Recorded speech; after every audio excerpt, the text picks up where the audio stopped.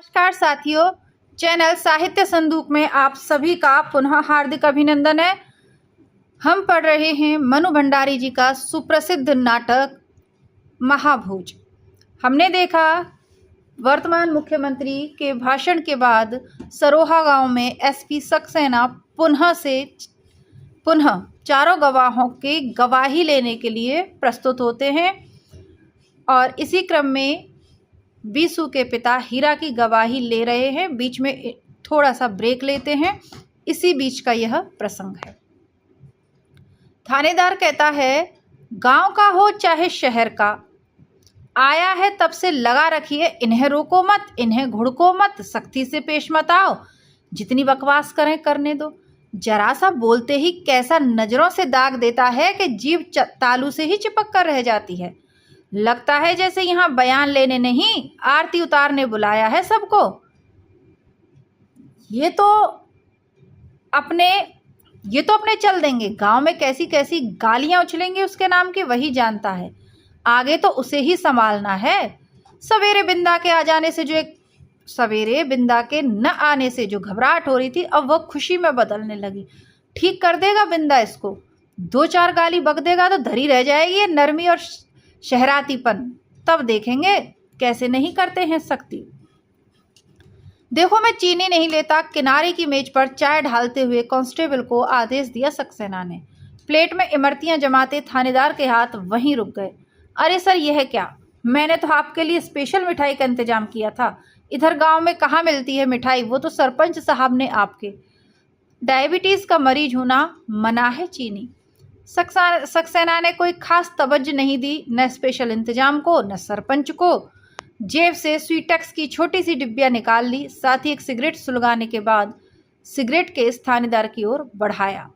बढ़िया ब्रांड की सिगरेट देखकर मन लपलपाया तो बहुत, पर अदब ने हाथ नहीं बढ़ने दिया। नहीं सर, बस आप ही पीजिए, कृतज्ञता में आकंठ डूबकर थानेदार ने कहा। क्या बात है, सिगरेट नहीं पीछे? क्या बात है, सिगरेट नहीं पीते? अच्छा चाय तो लो अपनी। और खट से सिगरेट केस बंद करके सक्सेना ने वापस रख लिया। एक बार और तो कहता, एकदम समेट ही लिया। मन में उभरा पर जी सर कहकर अदब से चाय का प्याला उठा लिया और बड़े संकोच से घूंट भरने लगा। चाय की चुस्कियां और सिगरेट के कस खींचते हुए सक्सेना कुछ सोचने लगे। सिगरेट से निकले हुए धुएं के गोरख धंधे में उनका मन ऐसे उलझ गया मानो वे कमरे से ऊपर उठ गए हों। थानेदार की इच्छा हो रही है कि एसपी साहब उससे कुछ बातें करें, गांव वालों के बारे में ही कुछ पूछें, इस केस के बारे में ही उसकी राय जाने। आखिर पहली बार तो उसने ही लिए हैं सारे बयान। गरम कुछ ज्यादा ही है यह जगह। लो, ये तो मौसम पर चालू हो गए। खैर, किसी पर बात करें उसे तो जवाब देना ही है। जी वो बात यह है सर कि चारों तरफ खुले मैदान ही मैदान है, पेड़ वेड़ तो है नहीं ज्यादा, सो बस लू के सपाटे चलते रहते हैं। सक्सेना फिर चुप। आखिर थानेदार ने ही हिम्मत करके अपनी ओर से बात चलाई। सर, हीरा के बाद जिसका बयान होना है ना विंदा, वो तो आया नहीं, आएगा भी नहीं। मैंने आपसे अर्ज किया ना, एक ही सिरफिरा आदमी है वह, बहुत ही खतरनाक। खतरनाक? बहुत ही पैनी नजरों से देखा सक्सेना ने, मानो इस शब्द का अर्थ जानना चाहता हो। इस नजर से एक क्षण को हक बकाया थानेदार पर, फिर इतनी देर से घुमड़ती हुई बात सरका ही दी। जी गांव में जितने झगड़े फसाद होते हैं ना, सब इन्हीं लोगों की वजह से। सच पूछे तो विसु भी ऐसा ही था सर, खुद तो कुछ करना धरना नहीं, बस गांव वालों को और काम करने वालों को भड़काना सारे दिन, उल्टी सीधी बातें। बात बीच में ही तोड़ दी सक्सेना ने एक छोटी सी हंकार उछालकर। थोड़ी देर चुप रहा थानेदार, फिर धीरे से पूछा, उसका फिर कैसे होगा सर, आप कहें तो देखते हैं अभी। सक्सेना ने कोई परेशानी ही महसूस नहीं की। अजब आदमी है यह भी, इसमें देखने को क्या रखा है, कोई तमाशा है यह भी। कहें तो अभी पकड़वा कर बुला लें उसे। वैसे कोई आसान काम नहीं है उसे लेना, पर ऐसे टेढ़े आदमियों को ठीक करना वह खूब जानता है। एक बार मौका तो दें उसे भी अपना कमाल दिखाने का। पर ये हैं कि अपनी ही धुन में बैठे हैं, बयान तो उसे भी आए दिन लेने ही पड़ते हैं। देहात गांव में कुछ ना कुछ लगा ही रहता है, पर ऐसा बेतुकापन तो उसने न देखा न जाना, कहीं कोई कड़क ही नहीं। कड़क की जगह कड़की हो। खैर, वर्दी के साथ साथ शरीर में भी थोड़ा कलफ लगाकर आ जाते तो ठीक था। काम शुरू किया जाए। कप एक तरफ सरकाकर सक्सेना ने कहा, बुलवाओ हीरा को। Yes sir. तपाक से आदेश को सरकाया थानेदार ने, पर मन में कहीं उभरा घिस्सू कहीं का। थोड़ी ही देर में हीरा और गणेशी फिर हाजिर। दोनों आकर पहले की जगह बैठ गए। सक्सेना थोड़ी देर तक दोनों को देखते रहे एकटक, फिर बात को बिल्कुल नए सिरे से शुरू किया। अच्छा ये बताओ, गांव में उसकी दोस्ती किस किस से थी? किन लोगों के बीच उठता बैठता था विशु? ऐसे तो सभी के साथ उठत बैठत रहा सरकार, पर हाँ, खास दोस्त तो विंदा ही रहा। भैया ने माँ भी ऐसा प्रेम न मिली है आपको। कौन है ये विंदा? थानेदार से इतनी गाथा सुनने के बाद भी सक्सेना ने इस तरह पूछा जैसे पहली बार सुन रहे हो ये नाम। रुकमा का घर वाला, पहले शहर में रहत रहा, इस गांव का रहने वाला नहीं है। सक्सेना के ललाट पर हल्की सी शिकन उभर आई, कहीं जेल वेल का साथी तो नहीं? थानेदार उसके खतरनाक होने की बात कह ही चुका है अभी। नहीं, शहर में रहत रहा, हुंदे नौकरी करत रहा, लेकिन जब रुकमा का बाप मर गया तो रुकमा ले आई बाप की खेती संभारे की खातिर। और कोई बाल बच्चा तो नहीं रहा उहके। रुकमा अकेले बिटिया रही, उई 20 बीघा की खेती रही, कुआ, गाय, बैल, भैंस, अमराई। ये रुकमा कौन है? अरे बाही की घर वाली सरकार, यही गांव के लड़की बिटिया जस। हीरा ने कुछ इस भाव से कहा, हम मानो इतनी जगत विख्यात बात भी नहीं जानते सक्सेना साहब। बहुत अच्छी लड़की है सरकार, बीसू का तो बहुत ही मानत रही, प्राण देती रही वहीं पर तो। हूँ, एक लंबी हुंकार के साथ सक्सेना ने यह बाग के अपने भीतर उतार लिया। उह के स्कूल में पढ़ती रही ना सरकार, बस तवई से। वीसू के स्कूल में पढ़ती थी? हाँ हाँ, तब शादी कहाँ भई रही, तउन पढ़ती रही, बहुत होशियार रही पढ़े माँ। विश्व बहुत मान रहा, बहुत ने रहा वहीं पर विशु का। जब विशु का जेल लगई बहुत रोई, विशु की माई की तरह कल्पत रही साहब रुकमा, खा पीप सब छोड़ दीस रही। शादी कब हुई रुकमा की? बस यही कोई 3 बरस। बहुत रो धो कर शादी की या खुशी खुशी की? अरे सरकार, रोती तो है ही बिटिया शादी के समय। महतारी का घर छोड़त करेजवा बहुत कसकत है बिटियन का। फिर यही के तो महितारियू नहीं रही सरकार, बाप का घर वही देखत रही, मोह तो होता ही है। शादी करके शहर में चली गई या गांव में ही रही? शादी के बाद कौन गांव में छोड़त है सरकार? गई तो शहर ही, पर वहां एको दिन मन लागे नहीं सरकार वही का, तो गांव चली आई। और का बाप की बीमारी में आई तो फिर गई भी नहीं। साफ कही दिस बिंदा से कि मैं अब शहर ना आई हूं। आवे का हो तो बिंदा आवे, नहीं तो रहे अपने शहर में। वो अब बाप की खेती देखी है। बस फिर बाप के मरे पे बिंदा वो गांव आई रहा। तल में बैठी बात पर मुहर लग गई। तो बीसू की जान पहचान कैसे हुई बिंदा से? वह तो जेल में रहा होगा उस समय। जेल से छूट के जब आवा भई सरकार, तब जब बीसू छूट के आवा तो बहुत ही खुश भई रही रुकमा। रुकमा की खुशी की याद क्षण भर के लिए हीरा के चेहरे को भी हुलसा गई। फिर का सरकार, जेल से छूट के जाने के बाद जौन बहुत गुमसुम, बहुत चुप रहता रहा हमार बिसुआ, तैनु रुकमा रोजे बिंदा को लेके आवत रही बिसुआ से बोले बतियावे। वही ठीक कही सी विश्वा को, वही ठीक कही विश्वा का। लिखना खत्म हुआ तो एक क्षण पेन को मेज पर टकोरते रहे सक्सेना, जैसे कुछ सोचने लगे। फिर पूछा, तो इसका मतलब यह हुआ कि बहुत पुरानी दोस्ती नहीं थी बिंदा और वीसू की, जैसे बचपन की दोस्ती होती है? नहीं, वो तो रुकमा से रही। बिंदा से तो यही 6-7 महीने के राय। मुदा अगर आप देख रहे सरकार, तो जान पर जानो बचपन की नहीं, पिछले जन्म की दोस्ती आए। जरूर पिछले जन्म का संजोग रहा होगा सरकार, नहीं तो ऐसा प्रेम। अच्छा, कभी लड़ते भी थे दोनों आपस में? अरे खूब लड़त रहे सरकार, मार जोर जोर से लड़त रहे, मार जोर जोर से लड़त रहे।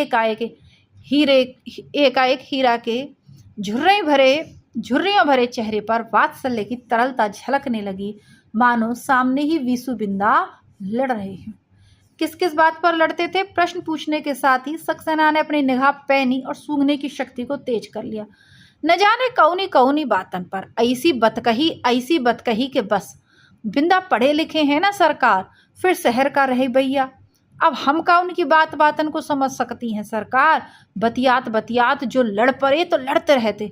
अच्छा ये बताओ, रुकमा अपने आदमी के साथ खुश है? बहुत खुश है सरकार, एक बेटवो है 1.5 बरस का। कोई 5 मिनट तक कुछ लिखते रहे सक्सेना, फिर दूसरी ओर बात को घुमाते हुए पूछा, अच्छा अब यह बताओ, गांव में दुश्मनी थी उसकी किसी से? हीरा चुप। किसी से लड़ाई या दुश्मनी थी उसकी, डरो नहीं बोलो। का बताई सरकार, दुश्मनी तो नहीं मुदा।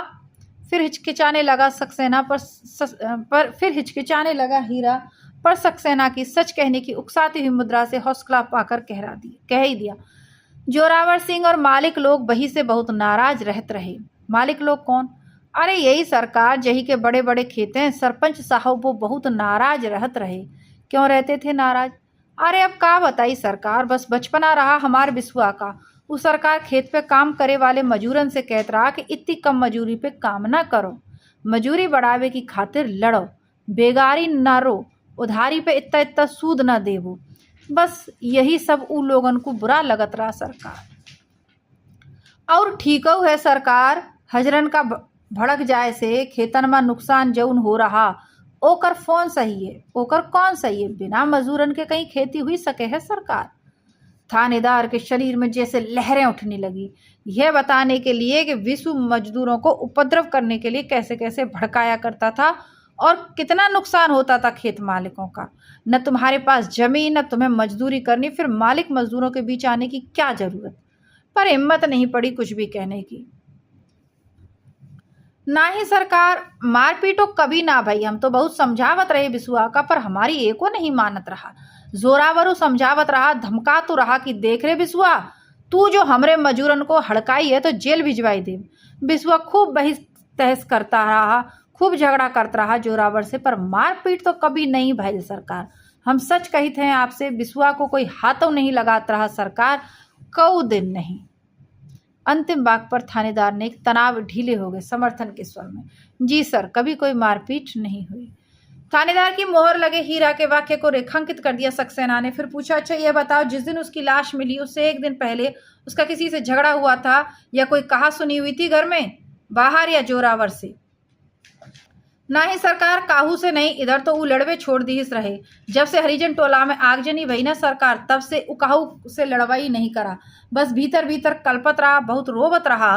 उसी दिन सरकार बहुत रोवा रहा, कबो कबो तो रात भर छटपट छटपट करता रहा सरकार। अब का बताई, बहुत रिसियावत रहा कि उतना बड़ा कांड हुई गवा और कौनू के नहीं धरा पुलिस।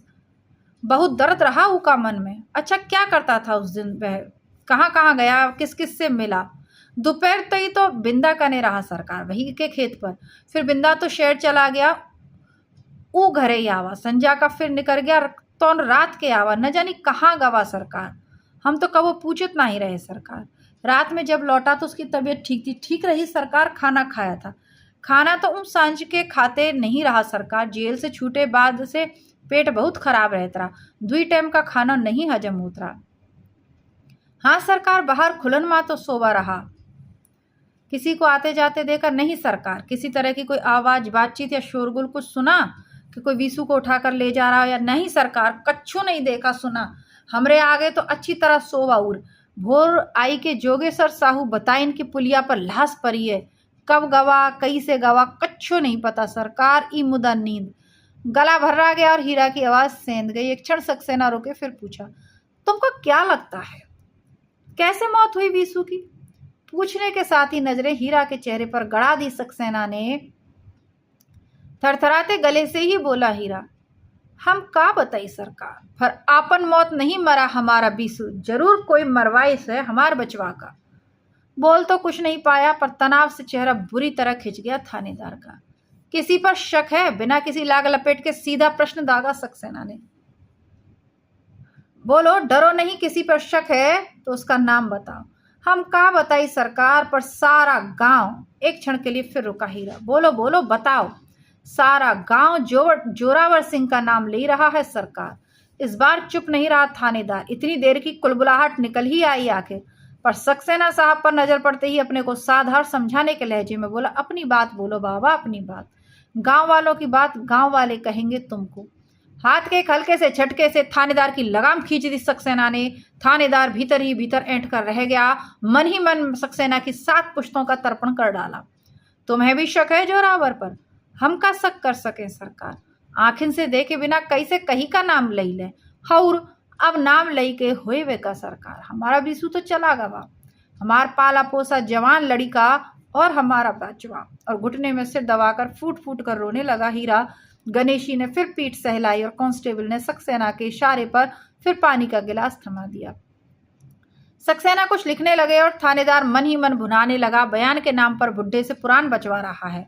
पिछले 4 घंटे से उसने एक वाक्य बोल दिया तो इशारे से ऐसी लंगी लगाई कि आधी बात मुंह में ही घुट कर रह गई। अपने ही हल्के में गीदड़ बनाकर रख दिया है ससुरे एसपी ने।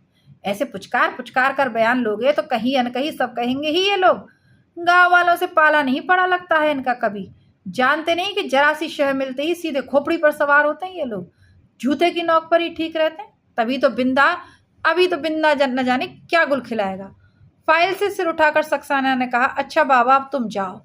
फिर जैसे उसे सांत्वना देते हुए बोले, देखो हम अपनी तरफ से पूरी कोशिश करेंगे, खूब अच्छी तरह से छानबीन करेंगे, बस थोड़ा धीरज रखो। जरूर पता लगाएंगे कि आखिर मौत कैसे हुई विशु की। सक्सेना के आश्वासन से ही थानेदार के गले में जैसे कुछ फंसने लगा।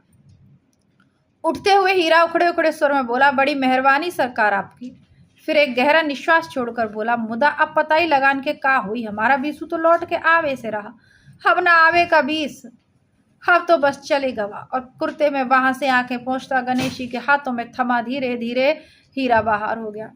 हीरा के जाते ही सक्सेना ने अपना सर कुर्सी की पीठ पर टिका दिया, आंखें मूंद ली लगा जैसे वे एक बहुत थक गए। थानेदार उनके अगले आदेश की प्रतीक्षा करता रहा। थोड़ी देर बाद सक्सेना सचेत हुए, कलाई उठाकर घड़ी देखी, फिर सोचते हुए बोले, बिंदा का बयान अब कल के लिए ही रख लेते हैं।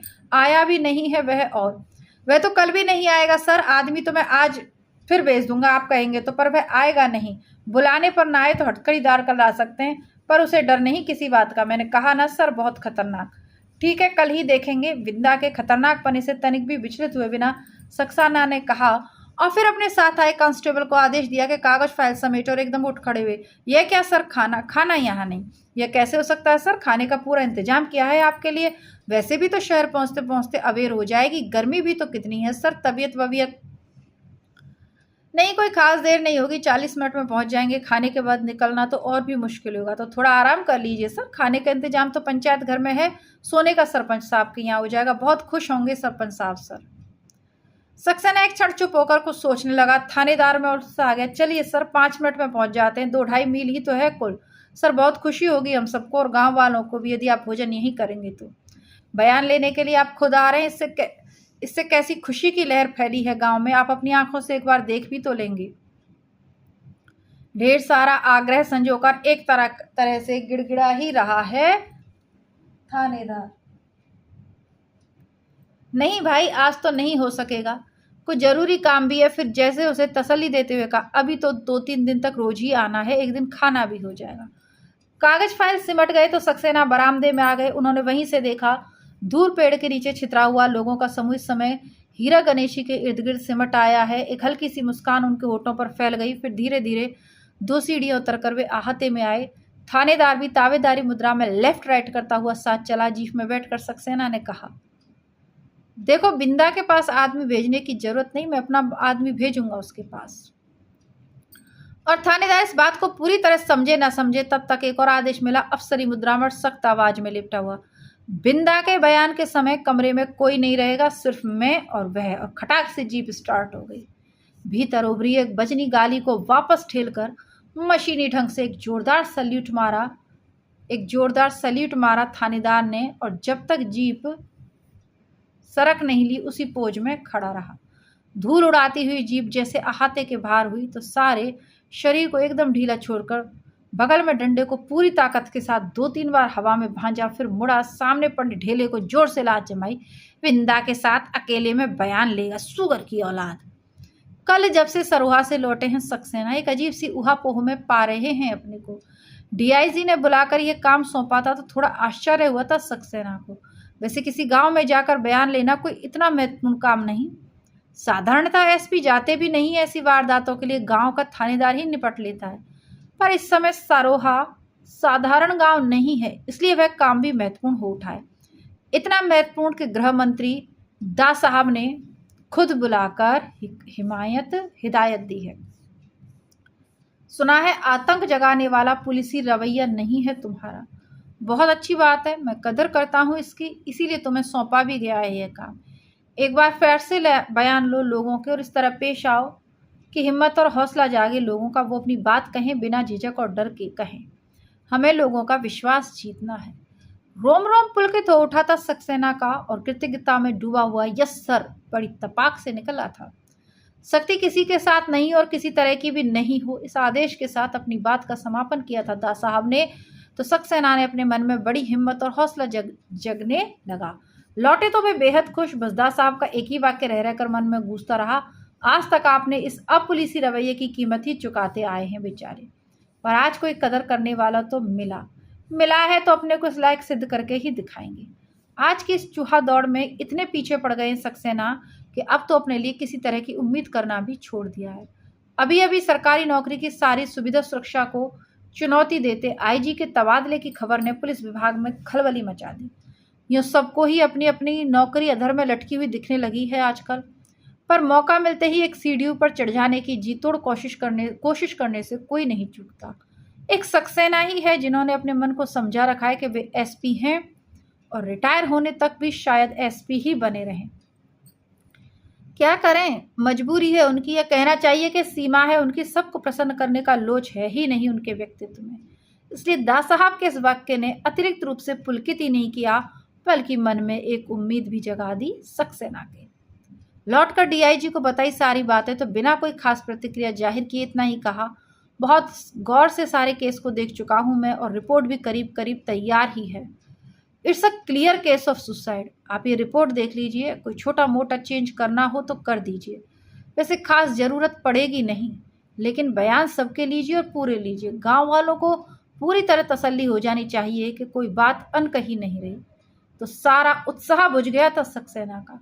जब रिपोर्ट तैयार ही है तो फिर जाकर उन्हें करना ही क्या है, मात्र ब्लॉटिंग पेपर की तरह लोगों की कही बातें सोख कर लेकर आना है, वह भी इस तरह के निष्कर्ष निकले। It's a clear case of suicide. चेहरे का बुझापन छिपा नहीं रह सका डीआईजी से। अपने आदेश में हल्का सा संशोधन करते हुए कहा, अगर कोई नई बात निकलती है, something very important, then will consider something very important then we will consider. आदेश और उसका संशोधन दोनों का मतलब समझते हैं सक्सेना। ठीक है, इस बार यही करके आएंगे वे। हमेशा अगर बगर में फंसा उनका मन सामने आए अफसरों को इसी तरह ठुकराता है। पर उस सब से हुआ क्या, यही ना कि वे खुद ही सबकी ठोकरों में पड़े हैं आज।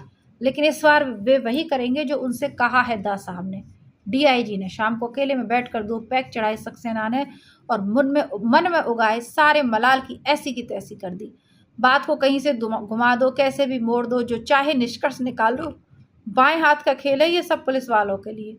मन को सब ओर से निर्द्वंद बनाकर कल ही वे सरुआ के लिए चले थे, लेकिन हीरा का बयान लेकर लौटे तो भीतर जाने कैसा ममत्व जागने लगा। महेश का यह वाक्य बस समझ लीजिए सर, हम सब लोगों के जिंदा रहने पर प्रश्न चिन्ह लगाकर वह मर गया, उसके अपने सामने जाने कितने प्रश्न चिन्ह लगाकर खड़ा हो गया।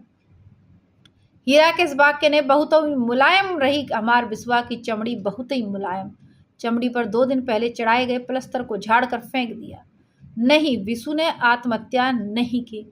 आत्महत्या वह कर ही नहीं सकता था, इसीलिए शायद उसकी हत्या की गई। जो भी हो, अब वे इस मामले की तह तक पहुंचेंगे बाद में, जो भी हो जैसा भी हो। लेकिन सवेरे सवेरे सरोहा के लिए रवाना होने से पहले डीआईजी का फोन आया। I must congratulate you Saxena, कल के तुम्हारे काम का, तुम्हारे व्यवहार का बड़ा अच्छा रिएक्शन हुआ है गाँव वालों पर, लोग बहुत खुश हैं। फिर एक क्षण ठहर कर आवाज को थोड़ा धीमा करके कहा, और दास साहब भी, go ahead. Thank you sir. Line काटी और साथ ही थोड़ी देर पहले का संकल्प ही जैसे कहीं से कटने लगा। तो दास साहब के पास उनके काम की और गांव वालों की प्रतिक्रिया की रिपोर्ट पहुंच गई। वे अच्छी तरह जानते हैं कि बहुत चुस्त हैं दास साहब का विभाग। प्रांत के किस कोने में कहाँ कब क्या हो रहा है इसकी विस्तृत जानकारी रहती है उन्हें। दास साहब खुश हैं और यदि वे खुश बने रहे तो उनकी अपनी ज़िंदगी में खुशियाँ आने में देर नहीं लगेगी। पर तभी उनके सामने हीरा का कातर चेहरा उभर आया, महेश की नम आंखें उभर आई। ओ गॉड! और उन्होंने सारी बातों को परे सरकार उठकर तैयार होने लगे। इसी के साथ आज के इस वीडियो को समाप्त करते हैं। आगे की कहानी देखेंगे कल। तब तक के लिए नमस्कार, जय हिंद। चैनल की प्लेलिस्ट चेक करते रहिए। प्रतियोगी परीक्षाओं की तैयारी के लिए हमारे पहले चैनल हिंदी नेटशाला की प्लेलिस्ट चेक करिएगा। क्रमबद्ध रूप से सभी कुछ आपको उसमें मिल जाएगा। धन्यवाद।